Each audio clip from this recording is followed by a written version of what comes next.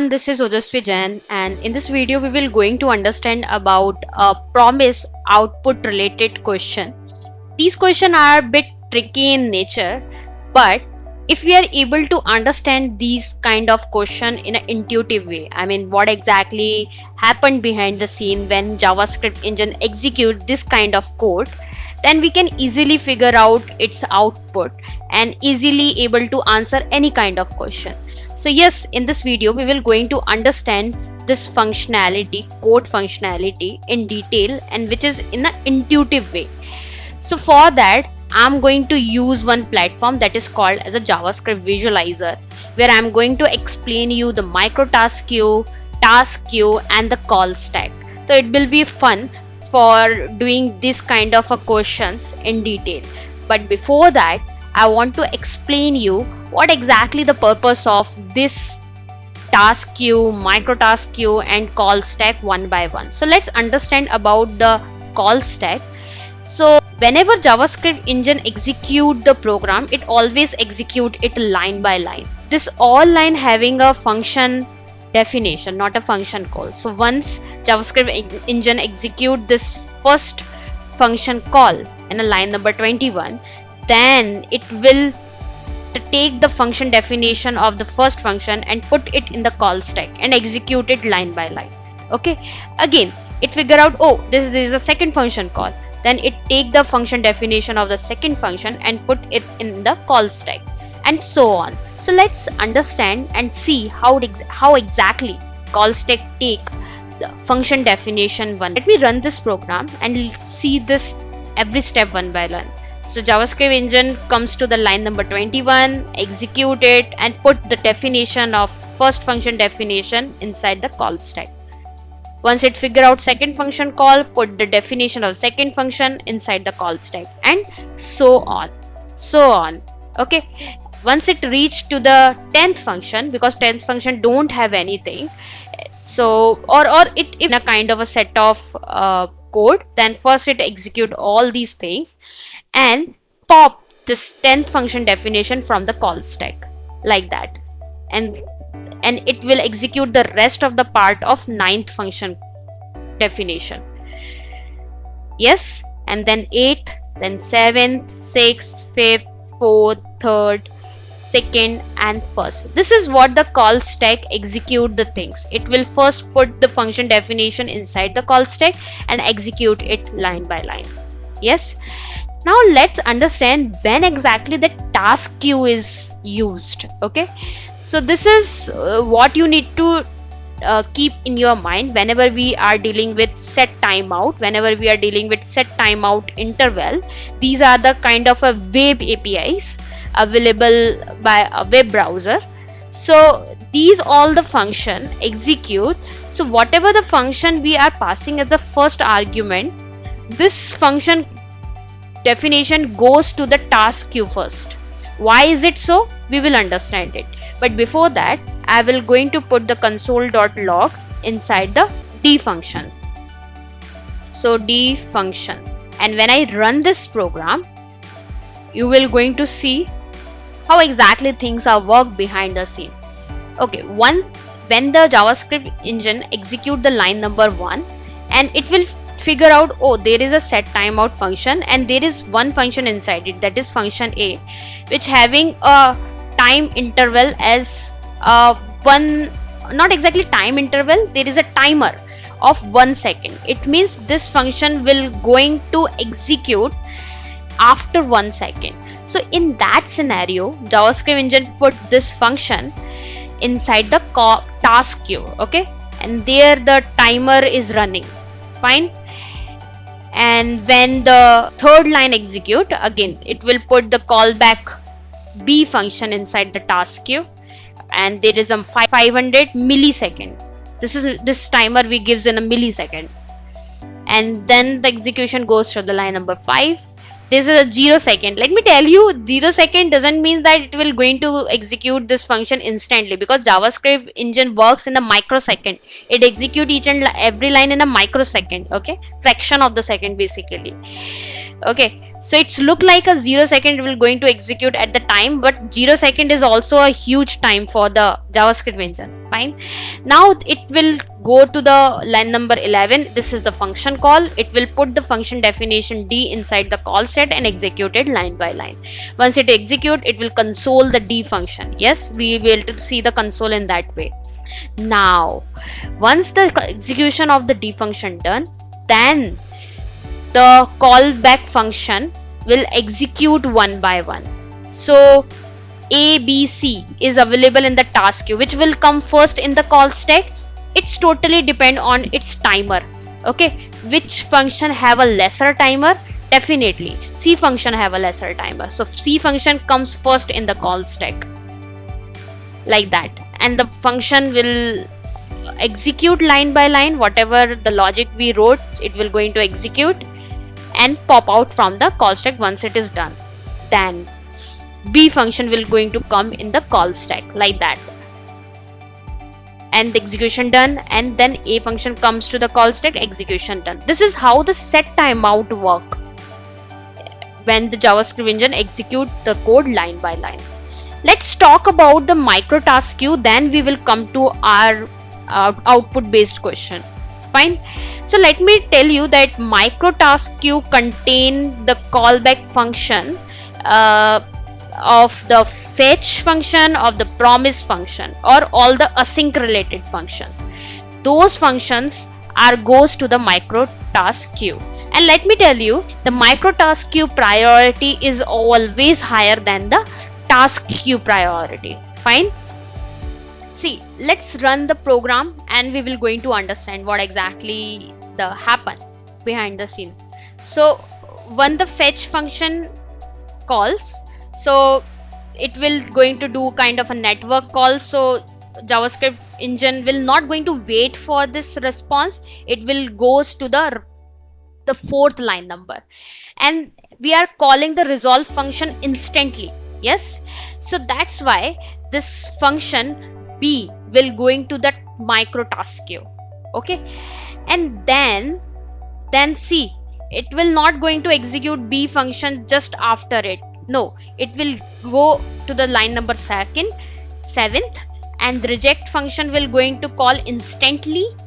Okay, and the catch function, that is C function, will going to go to the micro task queue. Now everything going to execute. So in that scenario now, we are not getting the response of this API. That's why the A function is not there in the micro task queue, but it will be there soon. Now B function will going to come the call stack first, because this is the kind of a first in first out scenario, and the B function definition call and pop out from the call stack, and micro task queue will contain a C function. Right now it remove the C function and push the C function in the call stack, calls, and C function definition will going to call and pop out.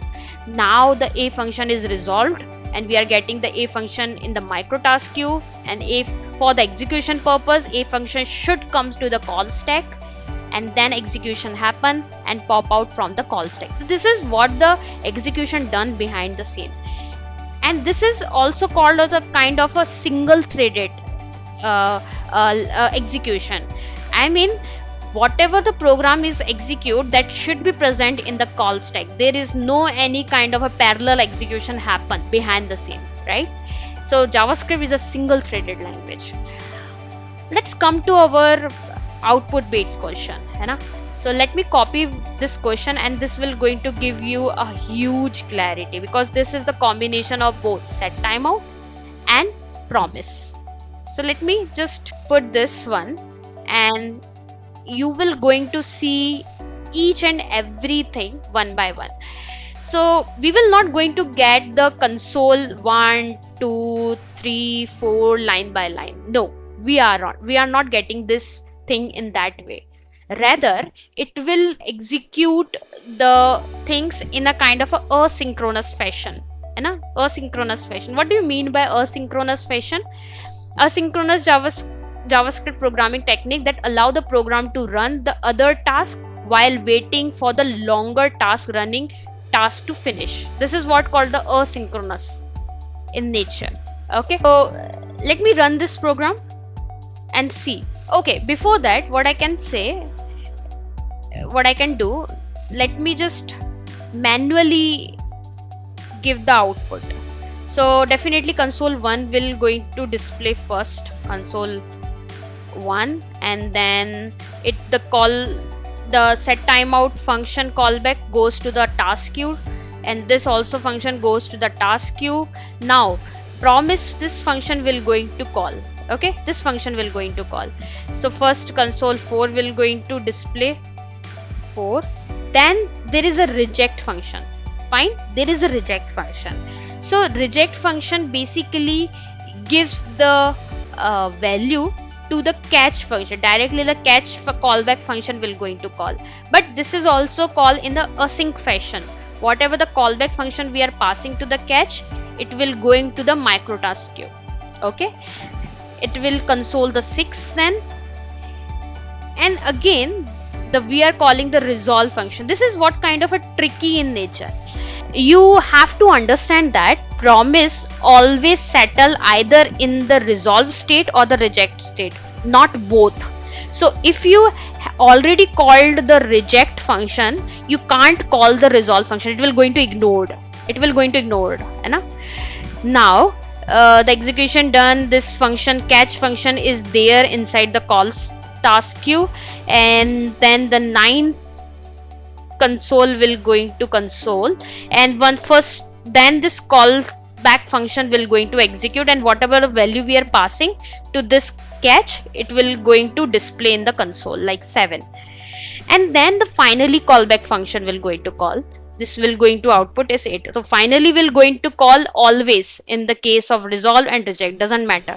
Fine. So let's and yes, this setTimeout callback function is also there in the task queue, right?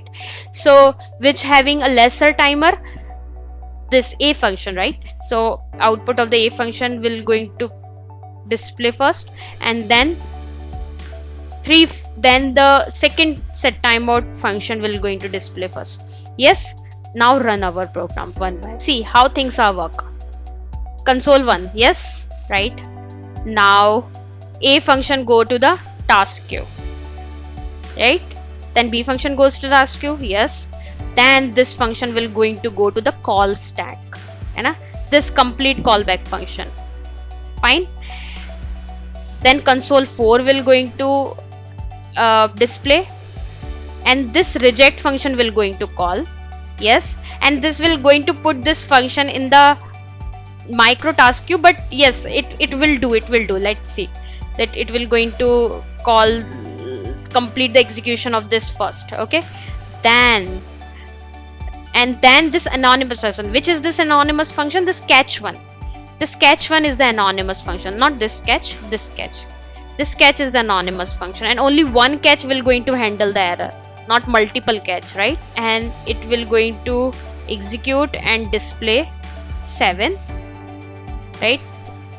4697, and then it will going to execute the final callback function, this one, and it will going to display like that, and execution is done. Yes, a or b is remaining, so a called 2 and b called 3. Yes, our output is up to the mark. This is how the things going on behind the scene.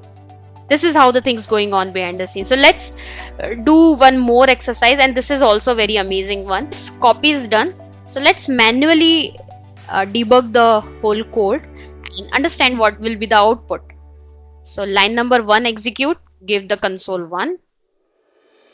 Then the function A will going to the task queue, the function B will going to the task queue. Now this function will going to execute. This will going to give the console4, yes, and the resolve function calls in that scenario. Resolve function call means which will going to handle this, then function will going to handle this. Okay, so whatever the callback function then containing, it will go to the micro task queue, not the call stack. Now remember that it will go to the micro task queue. Yes, it will go to the micro task queue. That's why the line number 14 will call, and we will getting the output as 6. Okay, now this will going to call at last. So yes, we will get the last console first, that is 9. Now whatever the then function definition contains, that is console.log, will going to execute first, and what we will get as an output, whatever we are passing the value by a resolve function. We are passing the 5 now, so then function will going to console 5 here. So let me write 5, and then another then will call. This is called as a chaining. So whatever the value is written by the first then function will going to grab by the second then, because right now first then is not returning anything, so second then function will going to grab the undefined value, because in JavaScript by default any function return a undefined if you are not intentionally returning anything. Okay, so then function value, then 2 function value is undefined, so let me write undefined here. Again then 2 is also not returning anything, so then 3 taking undefined value and displaying. Now catch function will not going to execute because it will only handle the error, and there is no use of this another catch. Finally is call every time, no matter what your promise is, either resolve and reject state, no matter what it is. Finally called always, so 8 will going to display. Yes, this is what the output is. Let's visualize this thing using the first line call, and we get the console 1. Then whatever the setTimeout function contain, this goes to the task queue. Then another setTimeout function b go to the task queue, and then the promise function will go to the call stack. So call stack function definition will execute line by line, so we will get the 4, and this resolve function will going to handle by this then callback function, right? So this then one callback function, where it is goes in the micro task queue. Yes, so it will go to the micro task queue, and yes, amazing, right? Then the 6 will going to console, and then the 9, that is last console, will going to execute. So yes, we are getting the 9th as well. You see, up to 1469, and when this then function goes to the call stack, and it will give the output as 5. Yes, we are right up to here. Now the second then come to the micro task queue. See, then 2, and go to the call stack, and then 3 function goes to the micro task queue and go to the call stack. It ignore the catch function. See, we are getting undefined. Then final function call, and we are getting 8. So this is what the output we are getting after running this program. Amazing, right? And this done. Oh, okay, A or B is, we left A or B. Oh my god, we left A and B. So A will give the output as 2. Oh, I forgot 2, and I forgot this setTimeout, upper setTimeout. So this 2 will going to the output last, and the B will going to the output last. Amazing, right? This is how the things going on behind the scene. That's how the task queue and micro task queue work, and you have to imagine the things in that way only while doing or while debugging the code. Okay, you have to imagine the thing in that way. So I have a more couple of question as well, will share with you in the comment section. So yeah, this is it as of now. Take care, have a nice day, and see you in the next video.